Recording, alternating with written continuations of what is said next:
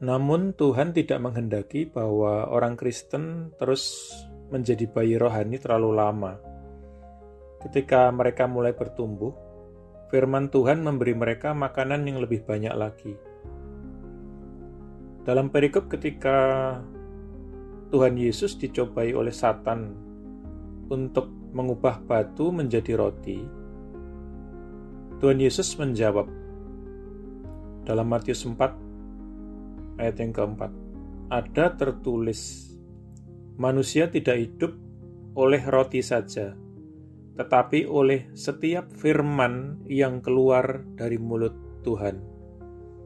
Di sini Tuhan Yesus menunjukkan bahwa firman Tuhan adalah padanan rohani dari roti dalam makanan alami manusia. Dengan kata lain, firman Tuhan adalah makanan utama dan sumber kekuatan. Penting untuk diingat bahwa Tuhan Yesus berkata dengan penuh penekanan, setiap firman yang keluar dari mulut Tuhan. Dengan kata lain, orang Kristen yang ingin menjadi dewasa secara spiritual harus belajar untuk mempelajari keseluruhan Alkitab. Bukan hanya sedikit-sedikit saja dari beberapa bagian-bagian tertentu yang sudah terkenal. Dikatakan tentang seorang penginjil dari Inggris pada abad yang ke-19 bernama George Mueller, bahwa dia secara rutin membaca Alkitab beberapa kali dalam setahun. Hal ini sebagian besar menjelaskan kemenangan-kemenangan imannya dan buah-buah keberhasilan dari pelayanannya. Namun hari-hari ini, ada banyak orang yang mengaku Kristen dan anggota gereja yang hampir-hampir tidak tahu, tidak pernah buka, di mana menemukan kitab-kitab seperti Ezra, Nehemia, Obadja, atau beberapa nabi-nabi kecil lainnya di dalam Alkitab mereka. Jauh lebih sedikit lagi yang pernah mereka pelajari sendiri tentang isi pesan-pesan dari kitab-kitab semacam itu. Jadi tidak mengherankan mereka ini terus selamanya ada sebagai bayi-bayi rohani. Faktanya, mereka adalah contoh yang menyedihkan dari keterbelakangan pertumbuhan akibat pola makan yang tidak memadai. Selain susu dan roti, firman Tuhan juga menyediakan makanan padat. Penulis kitab Ibrani menegur orang-orang Ibrani yang percaya pada zamannya dengan alasan bahwa mereka telah mengenal kitab suci selama bertahun-tahun, tetapi mereka tidak pernah belajar untuk melakukan pembelajaran yang selayaknya atau menerapkan ajaran mereka dengan sepatutnya.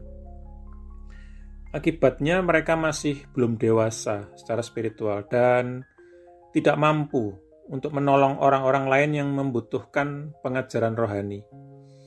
Ini yang dituliskan oleh penulis dari kitab Ibrani, dikatakan dalam Ibrani yang kelima, ayat yang 12, akan kita baca.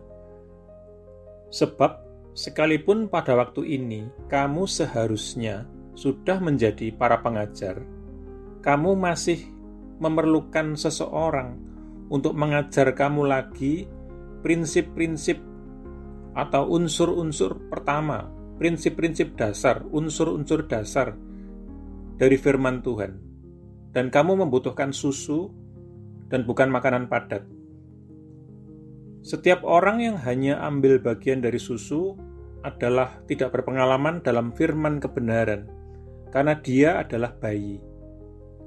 Tetapi, makanan padat adalah untuk orang-orang yang dewasa, yang karena kebiasaan memiliki indera-indera yang terlatih untuk membedakan, baik yang baik maupun yang jahat. Saya ulangi sekali lagi. Sebab sekalipun pada waktu ini kamu seharusnya sudah menjadi para pengajar, kamu masih membutuhkan orang untuk mengajar kamu lagi prinsip-prinsip dasar daripada firman Tuhan. Kamu masih membutuhkan susu. dan tidak bisa mencerna makanan padat. Sebab setiap orang yang hanya ambil bagian dari susu saja, orang itu tidak berpengalaman dalam firman kebenaran karena dia masih bayi. Tetapi makanan padat adalah untuk orang-orang yang sudah dewasa, yang karena sudah terlatih, sudah terbiasa, memiliki indera-indera yang terlatih untuk membedakan hal-hal yang baik maupun yang jahat. Sungguh ini adalah gambaran yang luar biasa ya, mengenai banyaknya orang yang mengaku Kristen ataupun anggota-anggota gereja saat ini. Mereka punya Alkitab dan selalu hadir di gereja selama bertahun-tahun. Namun betapa sedikitnya pengetahuan mereka tentang apa yang diajarkan oleh Alkitab. Betapa lemah dan tidak dewasanya dalam pengalaman spiritual mereka sendiri. Betapa sedikitnya kemampuan untuk memberi konseling kepada orang berdosa atau mengajar orang yang baru bertobat. Setelah bertahun-tahun, mereka masih bayi-bayi rohani, tidak mampu mencerna pengajaran apapun selain susu. Namun hal ini tidak perlu terus-menerus berada dalam kondisi seperti demikian, karena penulis surat Ibrani memberitahu kita apa obatnya, yaitu dengan melatih indera-indera kita untuk digunakan. Sekali lagi, yaitu dengan melatih indera-indera kita untuk digunakan. Pembelajaran yang teratur dan sistematis terhadap keseluruhan firman Tuhan akan mengembangkan dan mendewasakan kemampuan-kemampuan spiritual kita. Saya ulang sekali lagi, pembelajaran yang teratur dan sistematis terhadap keseluruhan firman Tuhan, keseluruhan Alkitab, akan mengembangkan dan mendewasakan kemampuan-kemampuan spiritual kita. Mari kita berdoa. Tuhan, terima kasih.